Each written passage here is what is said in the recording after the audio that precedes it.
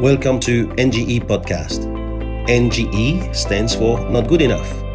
We're going to share with you, topic by topic, the ramification of NGE and how to deal with certain circumstances. I truly believe that life is very short, and in the universe, we might just be that blip in the sonar, on the radar. We might as well make sure that we are a blip that matters. Enjoy.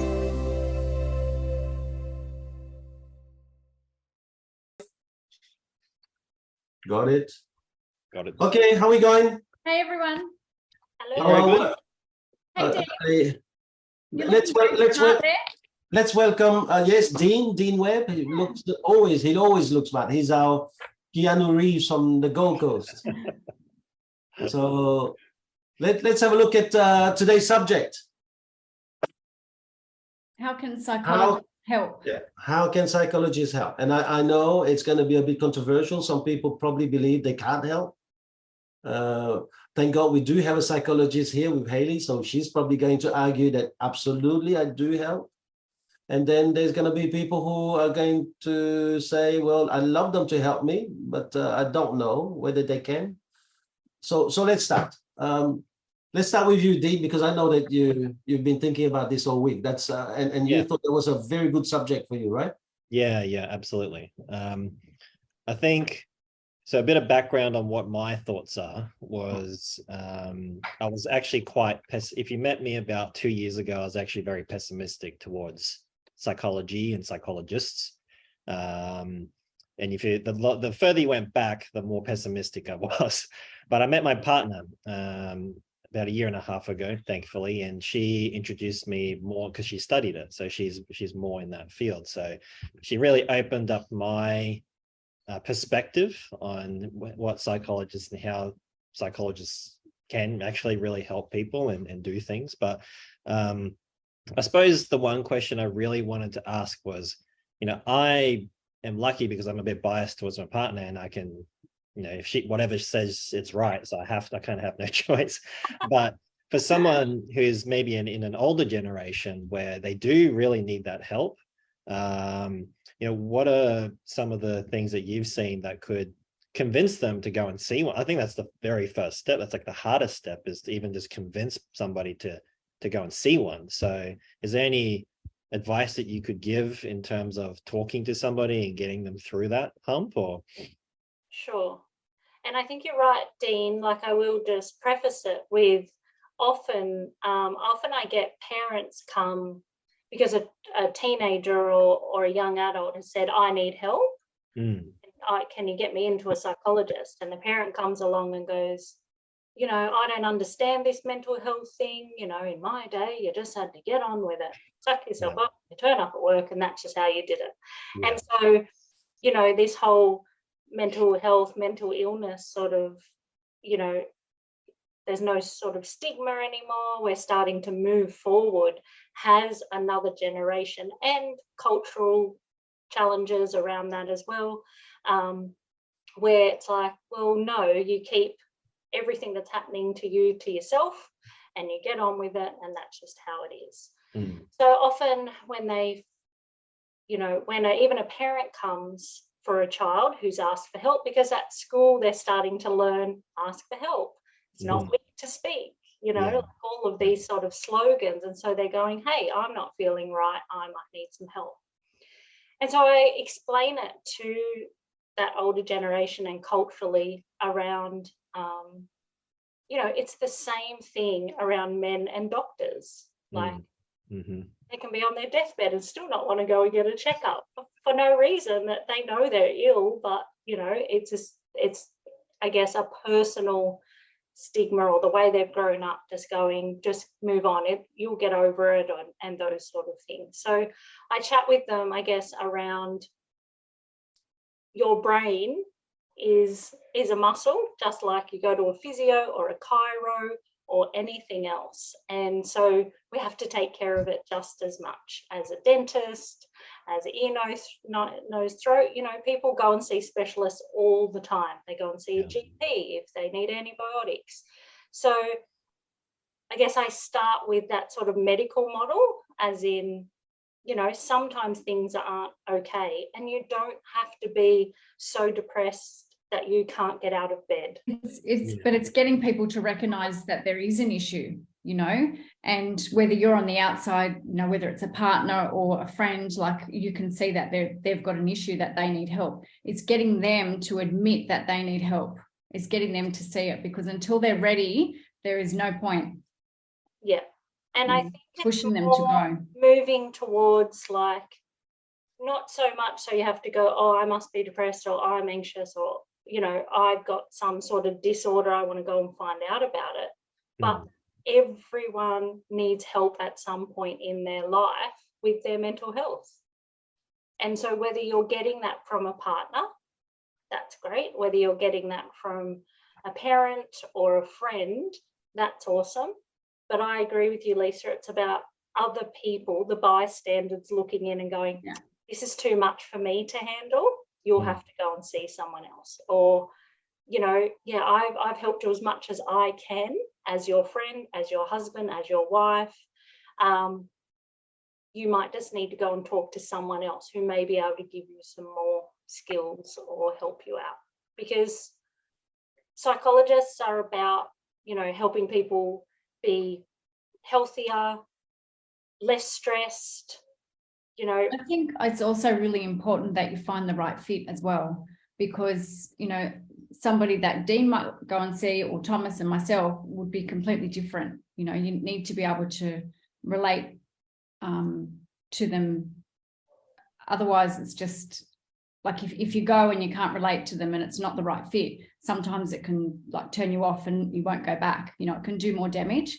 And so when you have someone that is, erring on the side of caution about going, if you do get them there, you need to make sure that you've got the right psychologist and the right fit for the person. Yeah. And I say that all the time in terms of saying, like, you might get a really abrupt doctor and you just think, whoa, I'm not going back to that GP ever.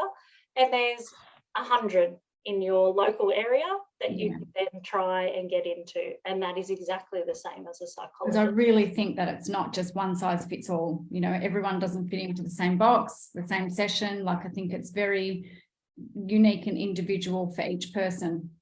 Yeah. But hold on. How do you know someone is a right fit then? I mean, it's not because a psychologist says the right or not, some nice lines, because you click with the psychologist, it's a right one. Sometimes an older gentleman isn't going to go and see a young girl fresh out of uni. Like, in that case, they'd be looking for someone. Why not? I mean, more their age group, because you've got to be able to relate to them. They've got to be relatable on their life experiences. You can't say that. All about what's in the book. You can't say that. Hugh Hefner would only want to see young psychologists. I mean, come on, what are you talking about? No. I would disagree with that in terms of it doesn't matter in terms of age, but it matters with values and philosophy. Yeah. Yes. Okay. That matters, because I can see really like people in their 90s right down to, I see toddlers, so but not everyone likes me and my style, and I'm okay with that. Yeah. And sometimes I can go, this isn't really working, how about you go and see so and so. A good psychologist will also feel that it's not a good fit. Yeah. But I do encourage people to go, if you do make that step, and we can talk about how to make that step, because I think we've sort of moved along the line. Yeah. But let's stick to this one here first, because so how do I know that someone is the right fit? So you're looking only at their values? No, and I think it's rapport, so it's feeling comfortable and safe, and building that trust. So psychologists are trained to build rapport pretty quickly and make connections. Really? And so if you're not feeling it, you're feeling judged, or you're feeling they don't quite understand what you're trying to say, then I would say, you could give it one more try, but if not, then say, you know what, this isn't working, not this isn't for me, and I'll never see a counsellor or But a it probably psychologist. all starts like when you get your referral.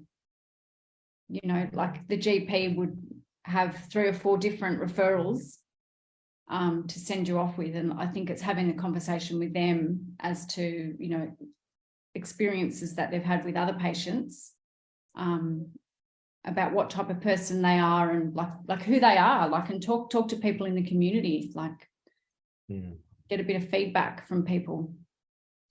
So Hayley, I'm curious, because as a real estate agent, I know what to look for in a real estate agent when I get one in. So as a psychologist, what would you specifically look at? Because the people that would see a psychologist can be quite vulnerable at times, I think. So they might be easily manipulated, or if you see the wrong person, obviously. So what are the things that you would look for specifically, aside from maybe rapport? Yeah. So I guess there's so many different therapies, and some psychologists are just really good at one, and that mightn't be what you need.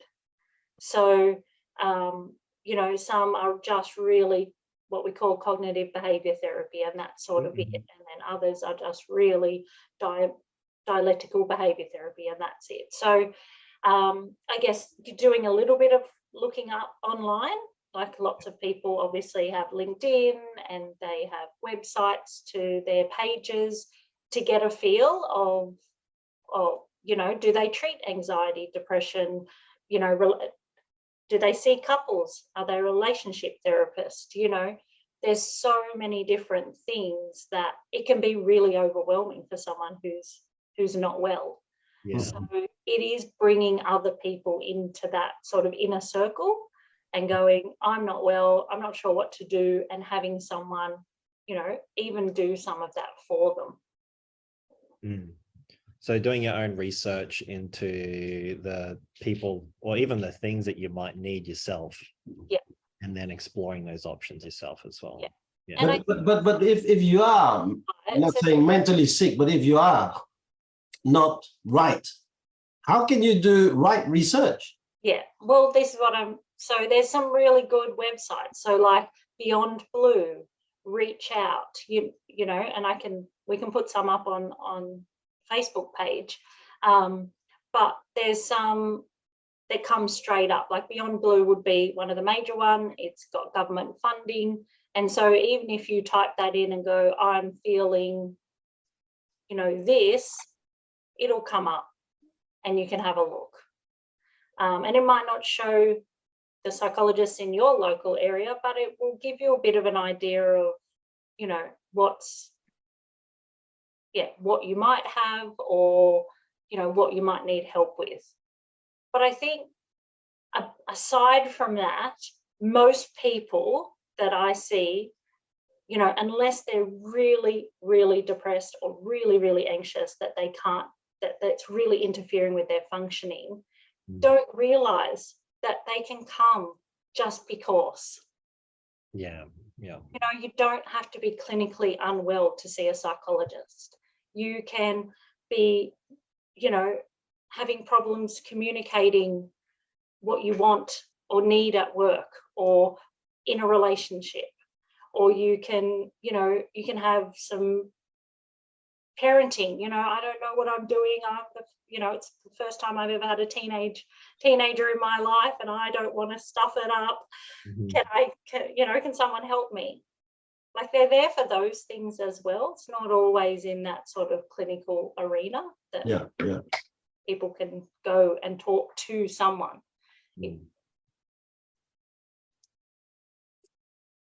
I think it's getting better for children and young people, and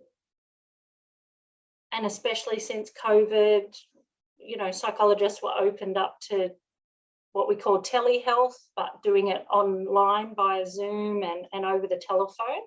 It wasn't promoted prior to COVID, but since COVID, I feel like people have more access now. They can feel comfortable in their own home, and and can access help that way and not feel so stressed about having to go to a clinic, sit in the waiting room, and then go and see someone about a problem that they might feel is not a problem.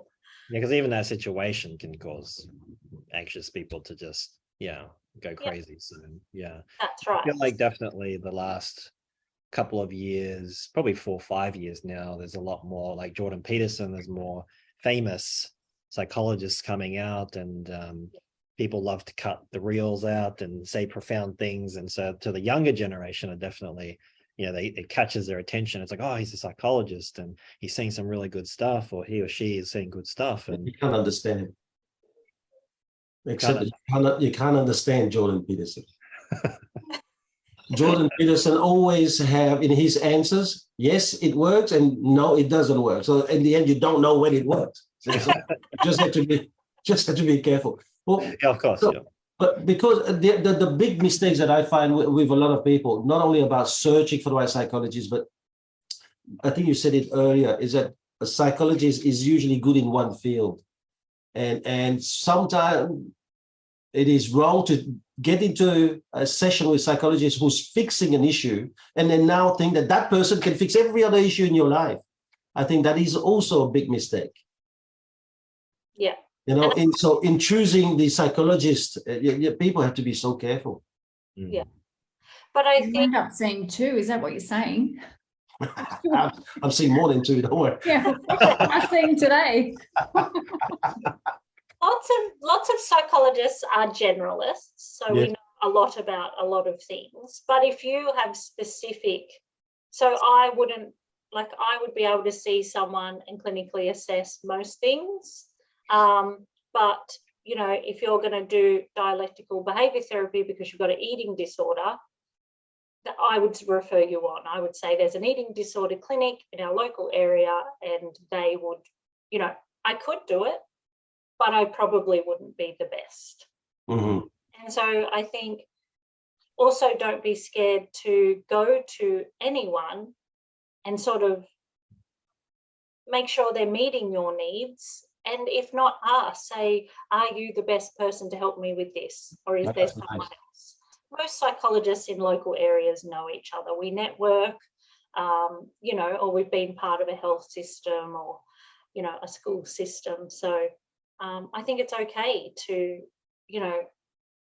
obviously when you're sitting across from a surgeon about, you probably don't go, are you the best? Because if you're not the best, I'm not going to go to you. But psychologists are more open around, you know what, you're right. I think, someone else might be able to handle this a little bit better. I can offer this part. And I think that's what a good psychologist does, is sort of meets the needs of the client. And if they can't, they refer on. Okay. At the beginning, you said something like, sometimes, everyone can talk to their wife or their husband or their spouse, but wife or husband don't always make very good psychologists. I know that. You ask my wife, she'll tell you. I'm useless. So sometimes I think sometimes we have issues, and because we don't want to go and see someone who's trained to look into this, and sometimes also because we want to save money, we think that we can talk to our spouse and our spouse can help, and it actually does more damage than help.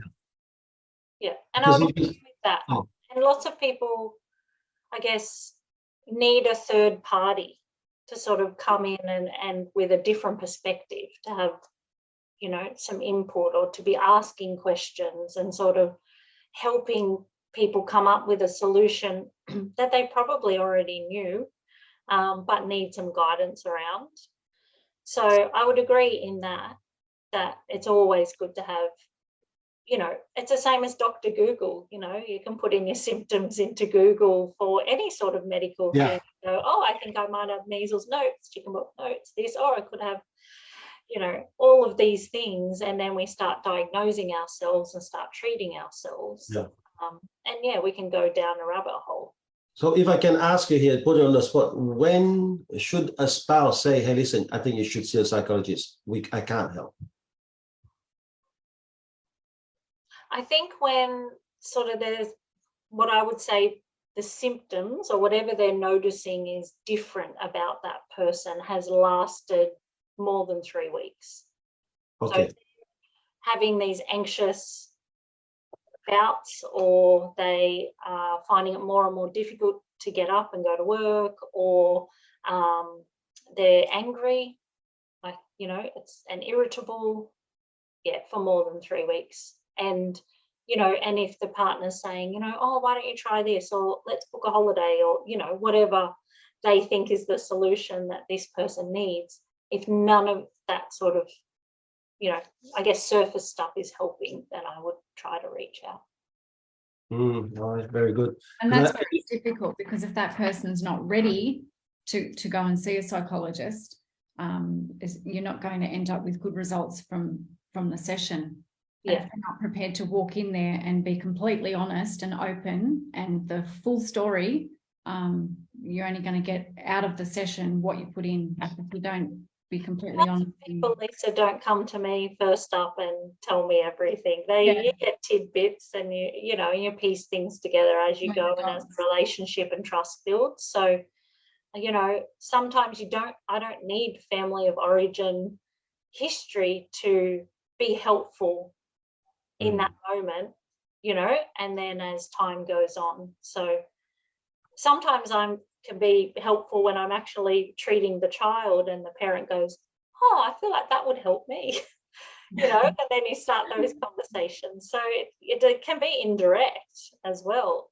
And you can come with a partner if that's helpful, or you can, I guess it's just trying to break down that stigma of like, oh, what am I going to say when I get there? Like, I don't know what to tell her, or I don't know what to say to him. Like, how embarrassing. And you don't have to know all the answers, and you don't have to tell all your story. That's what we're trained to do, is chat, let you know a bit about us, so you can start a connection, those sort of things. So I often hear people be so anxious before they come and walk out going, oh, it wasn't as bad as what I thought. Because you build it up, like, which is kind of like what people do at dentists and things like that, when they're just petrified. But my own experience, I've tried a little bit now of therapy, and my own experience was that I didn't have so much. I'm quite an overthinker. I'm pretty sensitive, and I do tend to latch on to different emotions a bit too heavily sometimes. And I felt like the therapist herself, I think she did quite a good job. She dug out some things that I was quite surprised about, events that I thought weren't quite big things, but it's very hard not to go in with a list of stuff, and it's like, oh, I needed to say this. And then you sometimes end the session and you're like, oh, I didn't get to get this out. So I suppose lowering the expectations of the meeting with a therapist or a psychologist, is definitely from my own experience, is definitely helpful. And you like talking like that, Dean, actually reminds me, Hayley's often spoken about unpacking. So that's sort of similar. Like in a session, you like would go through things, and like, how long does a session go for normally? Like an hour or something. So to me, like an hour, like if you've got issues and you like Dean bringing up this and opening that can of worms and unpacking that, an hour sometimes isn't long enough. So what sort of happens at the end of the session, if poor old Dean's here and he's unpacked all this stuff, got himself in a state, has all these other issues that he wishes he had brought up, what happens then? So repack them. Repack your bag and get out. What I did. So there's the tissues. I think, as long as people leave the room with, a strategy or a plan or something, and then what we're going to do next time, or those sort of things. Usually you can go, oh, okay, well, I've been able to address this part, but I need to go back to to do the Your rest. unpacking, as you refer to, could sometimes take weeks or Oh, months. weeks, months, years. Oh, Yeah. how drawn out. I haven't got the patience. I'd be like, but in saying that, Lisa, you're like really solution focused. So you don't even, you're just like, this is my problem. What's the solution? I'm going to do it, you know. deal And with it and move on. style. Yeah.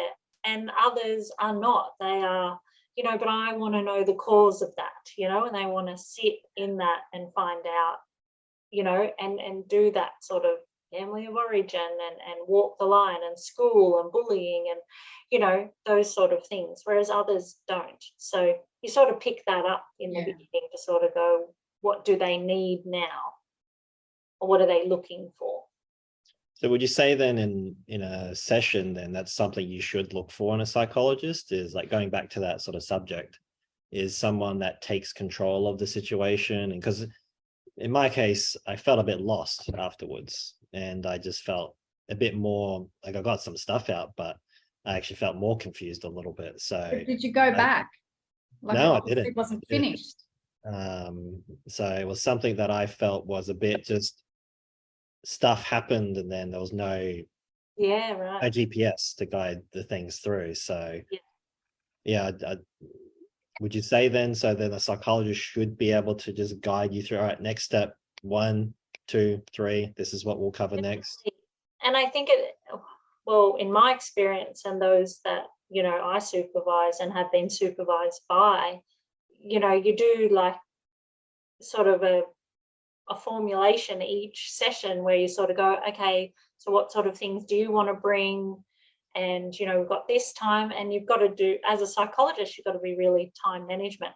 Yeah. We often refer to, you know, giving space to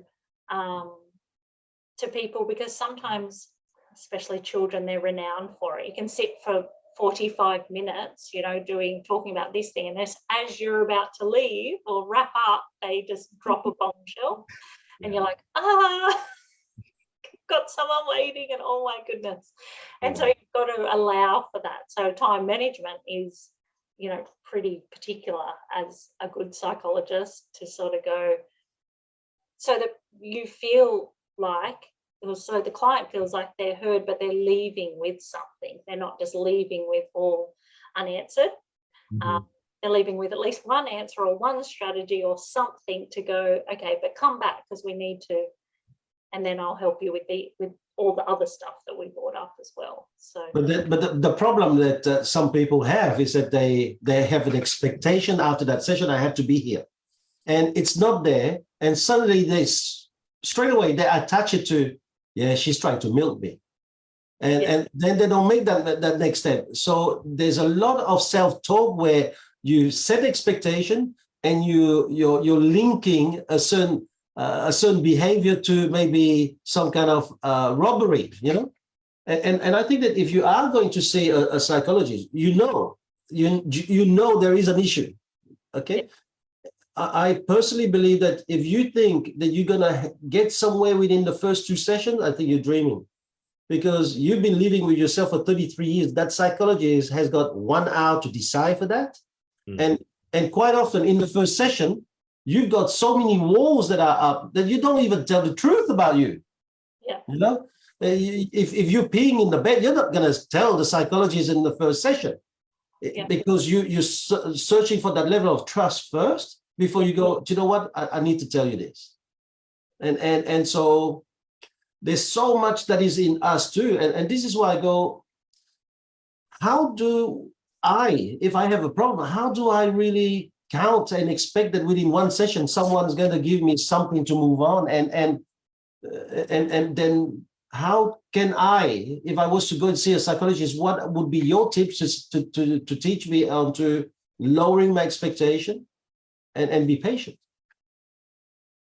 And I think what you're saying is true, and then there's just so many limits that people go, well, I can't be doing this for years, like I need help now. And that's why sometimes people don't address core issues but help you learn the strategies to do that for yourself.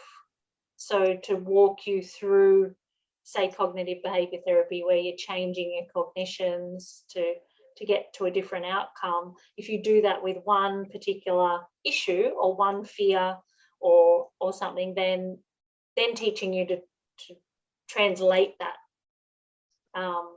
to other issues and the same sort of, and go through the same process, because that's part of our job as well, is not just to be the solver and the fixer of all problems, but to also give people the skills to be able to do it themselves long term. Yeah. Because you don't want to be in therapy for the rest of it. I could be in therapy for the rest of my life. Everyone could, because there's always something going on.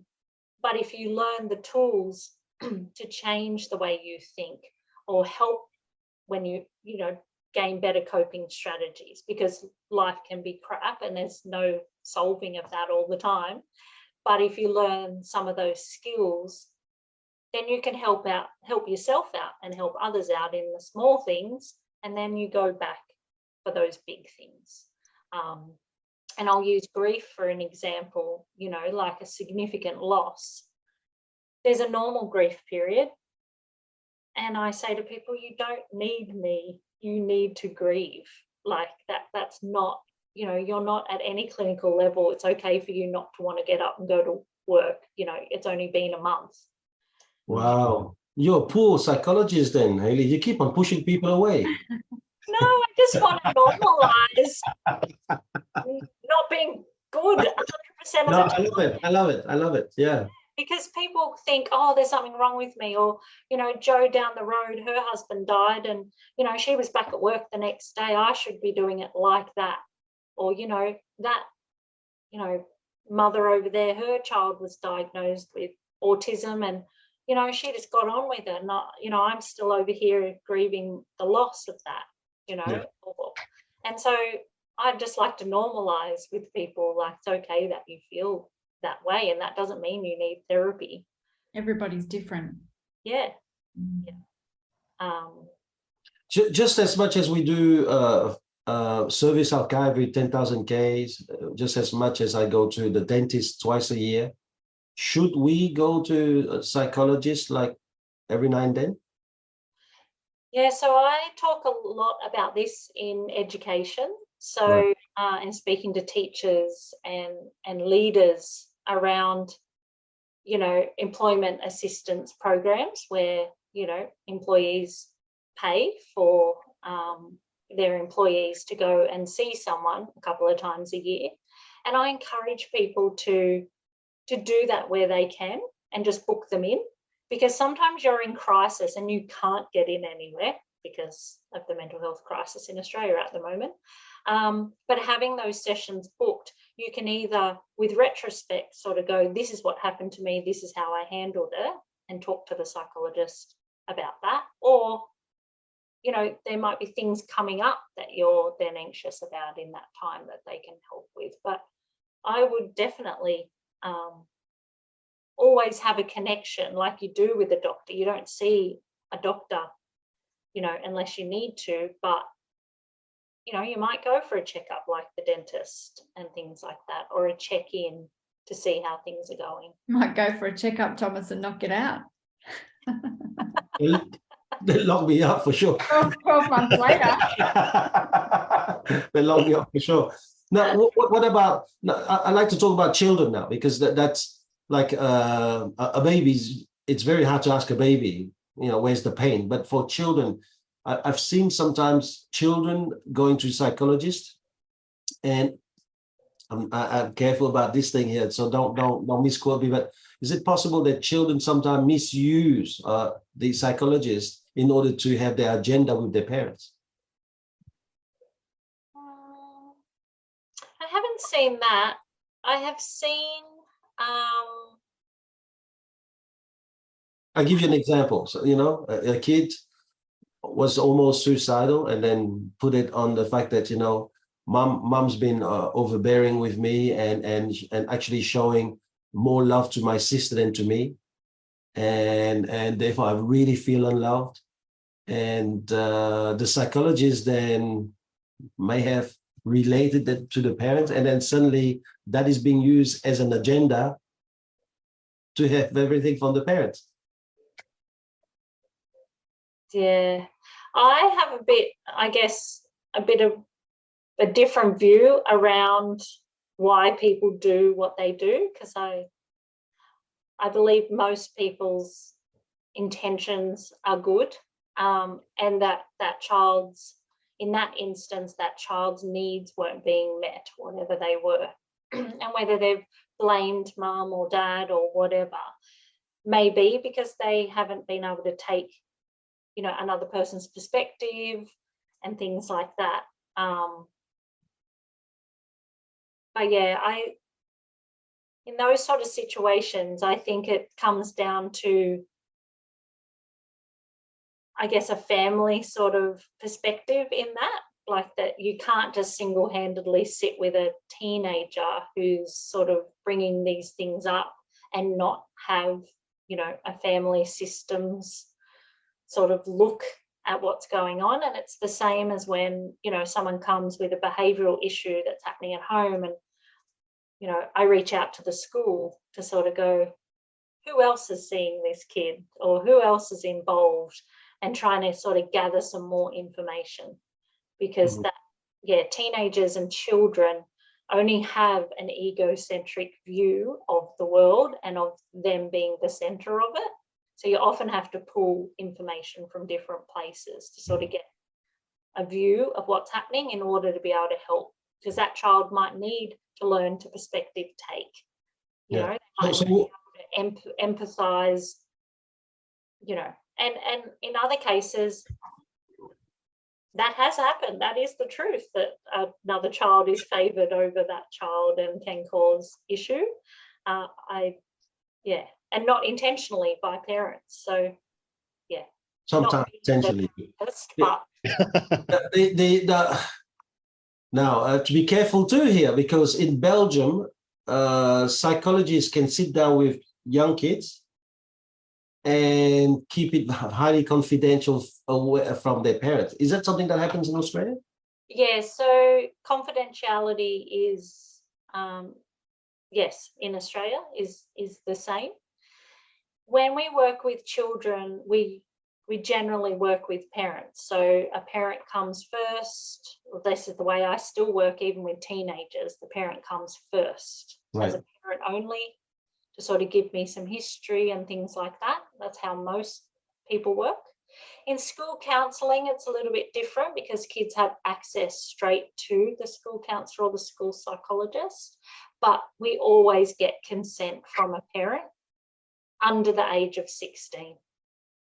Yes, I know you have the consent, but do you keep it confidential, even if you know there's dangers? Yeah, so the only times you're allowed to break confidentiality is if the child is in danger, and is saying self-harm or suicide or anything like that, is going to harm someone else, like says, I'm going to, kill or bash someone or whatever. So, yeah, danger to others, danger to themselves, or when they give permission. There hasn't really been in my career many kids who, once I sort of talk about, it would be really helpful for your teachers to sort of not know the full story, but know this bit. And it would be really helpful if I had a chat with mum, not about all of this, but about this. I haven't had a kid not allow me to talk to anyone about anything ever. And you know what? Sometimes psychologists, they do have to step across the line. We're mandatory reporters. If we hear of child abuse or, sexual abuse allegations, whether we know they're true or not, we have to report. And sometimes a therapeutic relationship's broken down because of that. But yeah, we do have to break confidentiality sometimes if it's for the good of the client or the people around them. It's good the kids allow you to share with their teachers and their mum or their parents, though, because obviously they want a solution and they want help, and that's that's good that they're comfortable and happy to allow that to be shared and, you know, get help. And you build that up over time, and it would be exactly as working with any of you to sort of go, I really think it would be helpful for your partner to know that because of these reasons. But just, you know, we don't have to tell them, just sit with that and let's have a talk next time about how we would go about that or how you could go about that. But yeah, most people then go, yeah, actually, I do think that would be helpful if I told my partner this, or if I let my kids know that, or yeah, it works for adults as well. I like to get into something a little bit more controversial here now. What do you think about Anthony Robbins? He thinks that psychology is a waste of time. Anthony Robbins is the American motivator. The motivational speaker. Yeah. So I don't listen to people like that, but in general, I guess it depends on what you like. So there's certain podcasts that people go, oh, he's so great, you should listen to him. And I have a listen, I go, no, I don't like him. But, you know, like either, you know, you not listen to motivational speakers because you don't like it or because you're a psychologist? Yeah, I guess I like things that are a bit more raw. Like I would listen to Glennon Doyle or, you know, like some other, sort of, I guess, people just who are normal talk, you know, just to the average. You know, they talk about parenting and they talk about, you know, really hard stuff in relationships. Real stuff. Motivational speakers sort of appeal to the masses. So it just depends on what you're after.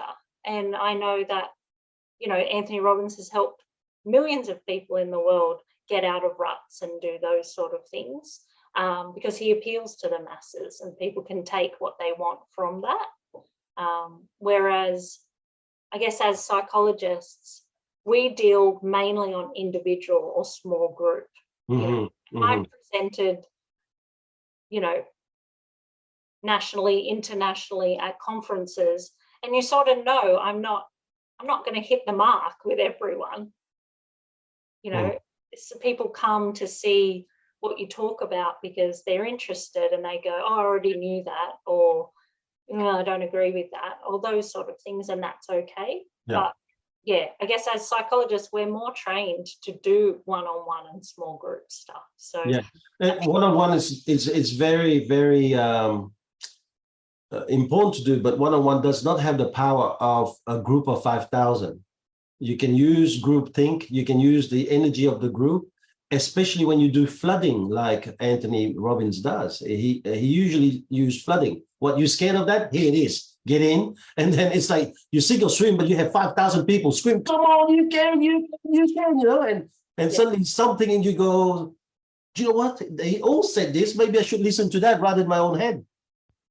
And whereas when you work on one-on-one, that person is there with you with their real problem, and quite often because they're looping, it makes it bigger. But I'm just thinking, this guy here has helped millions of people, right? So beside flooding or the power of the group, there has to be something he's doing that is right, and that maybe psychologists should start using. Maybe I don't know. I mean, should you then have everyone who's having depression in the room, and then you deal with them in one go? Yeah, but there's lots of research around, you know, and especially when I work with teenagers in schools around copycatting. So as soon as you address self-harm or suicide in a school situation, you expect a spike in self-harm and suicide in suicidality. Like, can you explain that a bit more? Because I think I've seen that happen. Yeah, so some people don't think the same as everyone else, or they don't have, you know, coping strategies, and they might go, oh, well, I'm having a problem and I don't like the way my mum and dad fight, so I might try what they said because it seems like everyone else is doing it. So as soon as you address cutting or, you know, and self-harm in a situation in a group, you often see that more of the group come out self-harming. So we try not to do that. Oh, wow. We try not to address some things in the group sort of situation, because you just don't know who, you know, sometimes we say, like, it's like the power of thirds. You know, you've got a third who does it, a third who's on the fence, and a third who never will. And that one's on the fence, you've got to watch, because they could go the other way. So Come on, Dean, you've got a long series of questions, man. They're all answered. I told you I had to delete half of them because no, it's been very good. I think in terms of group therapy, is that more just for, like, when I think group therapy, I think like addictions. yeah. So like coming together as a group and fighting against a common cause sort of thing. Is that sort of the approach then with different aspects, or is it? Yeah, so addiction is often group for that reason. And, you know, and having people on the journey at different stages has been, I guess, research has found that to be really helpful in addiction. You know, those that have recovered, those who are on the road to recovery, those who are thinking about recovery, those sort of things. We do group therapy in anxiety because and facing fears, because you can do what we call step ladders, which is the opposite to flooding, where you don't just jump in at the deep end and hope to swim, but you take steps to get in the water. And so it wouldn't matter what fear you had, you could do that in the group. Someone might be fearful of birds, someone, you know, of going in lifts, someone in aeroplanes, and you can sort of just mold that. So that can work in groups as well. Yeah, I'm surprised about anxiety though, because quite often I've met anxious people who are like, oh, I think my anxiety rubbed off on the group, and then they think it's like this contagion or this contagious thing that everybody has. I'm quite fascinated by that, because I feel like even my own anxiety, I'd make other people anxious. So in a big group, yeah, how does the therapist keep it together? You got 9 anxious people all sitting there. Yeah, and it's hard, but it's again, you're talking about a group of people who may not be anxious, but then have, I guess, picked up on your chaos or the anxiety that you're feeling, and then going, oh, I didn't see it from that point of view. Now I'm anxious. Now I'm thinking the way you're thinking, that sort of thing.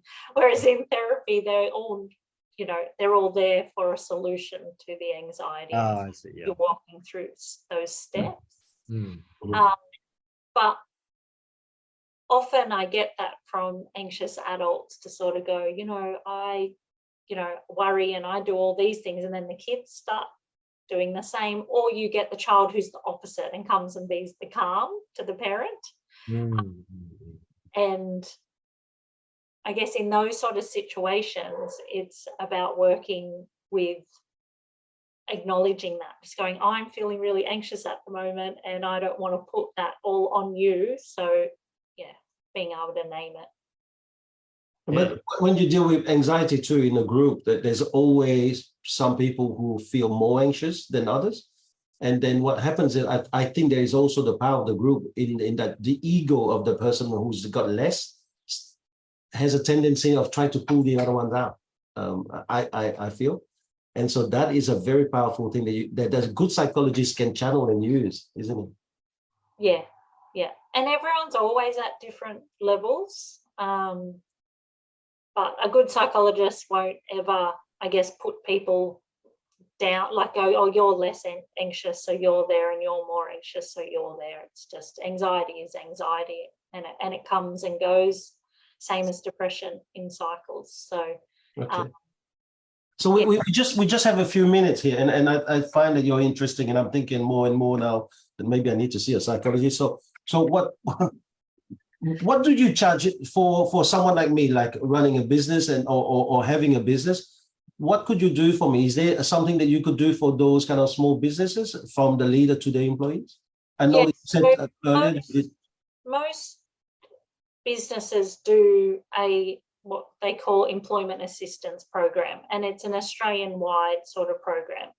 And then psychologists sign up to that program and then deliver those services to organisations. So, they just find psychologists locally to whatever area, like whatever office or school or whatever, and then you sort of enter into a contract with the psychologist on like a needs basis to sort of say, if I want to, give every employee 2 psychology sessions a year that I'll pay for.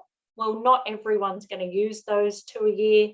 And so you don't pay for them up front. It's like pay as you go sort of thing. So someone would go and it's anonymous.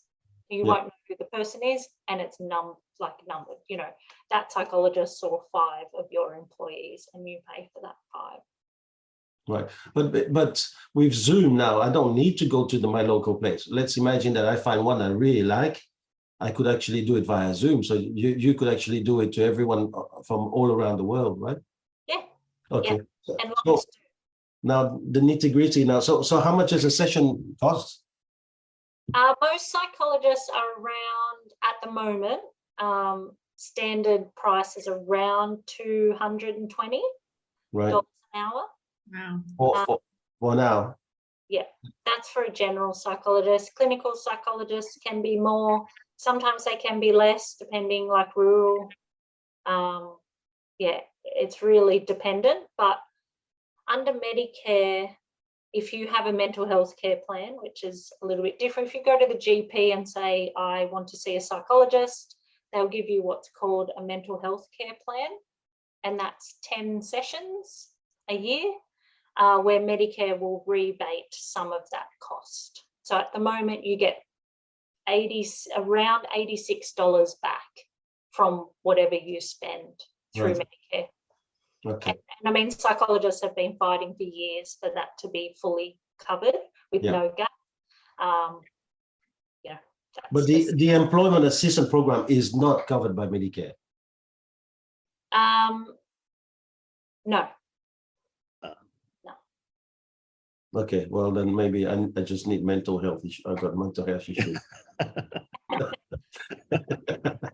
Now, one of my last question here is, mental health actually started some 1,000 years before Christ. And it was really about stuff that really happened mentally, so someone's got Parkinson's, mental health. Is mental health not being overused, you think? It's like, I can't even think right this morning, right? I've got mental health issue. Yeah. So I would say yes and no, but I'll give you an answer, and I'm not going to do so that you get Jordan Peterson, yeah. So I think people are more aware of psychological issues that, and are more, they may seem more prevalent now, but really it's always been there. It's just diagnosed more, or people are talking about that more. So I would say that's why we see a higher incidence. But on the other side, I would agree that sometimes they're buzzwords. Anxiety is normal. Everyone gets anxious. Everyone feels anxious, and they're supposed to. That's fight or flight. We are supposed to be doing that so that we don't die. So sometimes, I guess, when people don't know, is it in a clinical level or not, what's normal? And so I think sometimes, people will say, oh, my child can't do a speech. They're too anxious. They can't give the speech. It's like everyone's anxious. Well, the majority of people, 99% of the people, would be anxious before they talked in front of their classmates, about fear of judgment and things like that. That's normal. But if they're hyperventilating and vomiting and, all of these major things prior to having to do that, or wetting the bed, or, some really big behaviors, then, you're like, yeah, that's probably not normal, you know. Yeah. So I feel like social media has really, it's become so clickbaity, and the algorithm is like, you watch one video on anxiety or something, and then suddenly you get a million reels or videos saying anxious people do this, anxiety is this, anxiety is that. So it can be really confusing, and I think feels like it's overused a little bit.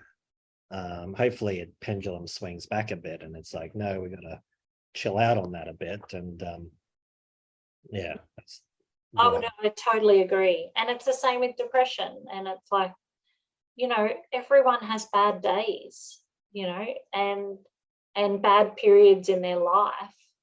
But, you know, there is a line where what we see sometimes is we see anxious people come because they don't want to get more anxious. But sometimes we lose some of the really anxious or really depressed people because they don't come.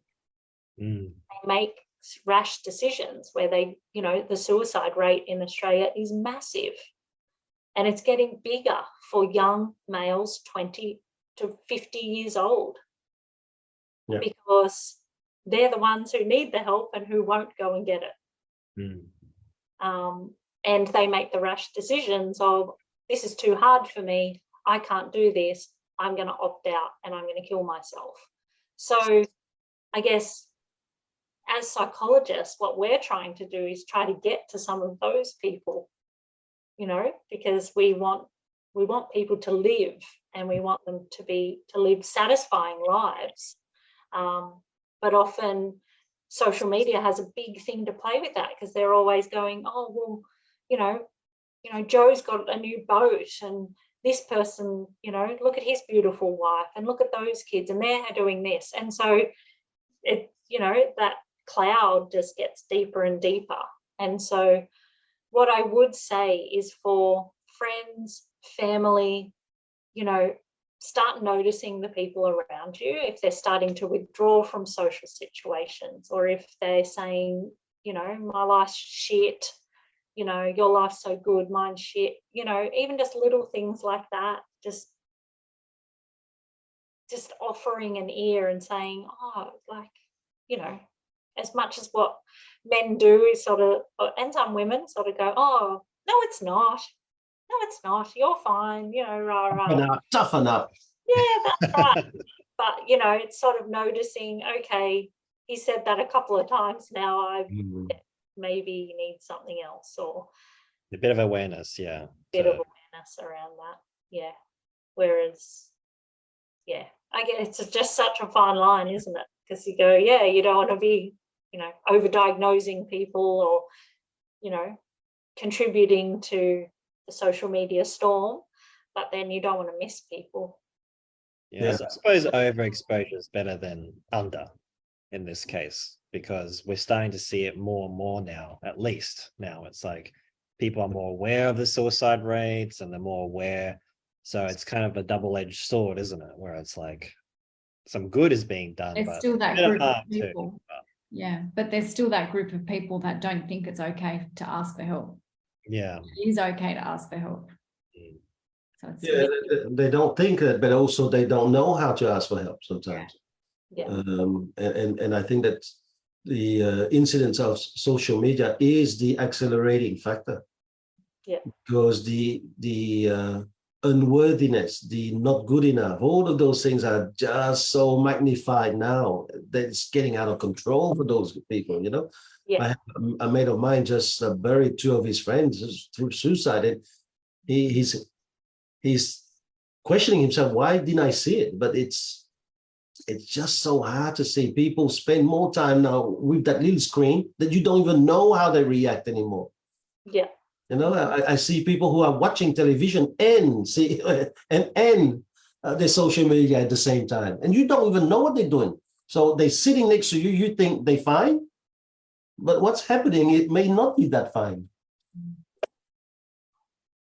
Well, it's been a very interesting subject. Thank you so much, Hayley. And I hope that Dean did not give you too much of a hard time. He does that all the time.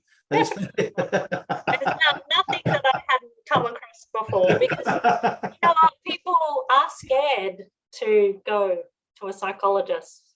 But yeah, I would just say that although we're not doctors, psychiatrists are doctors, but psychologists aren't, but it's the same thing. It's going to someone to help with something you need.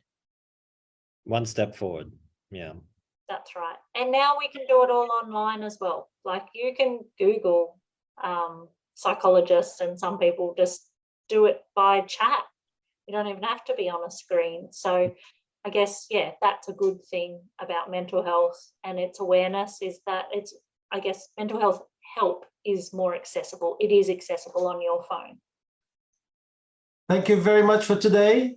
Thank you, Hayley. Thanks, everyone. Thank you so much. See you Chat later. soon. Bye. Bye. Bye.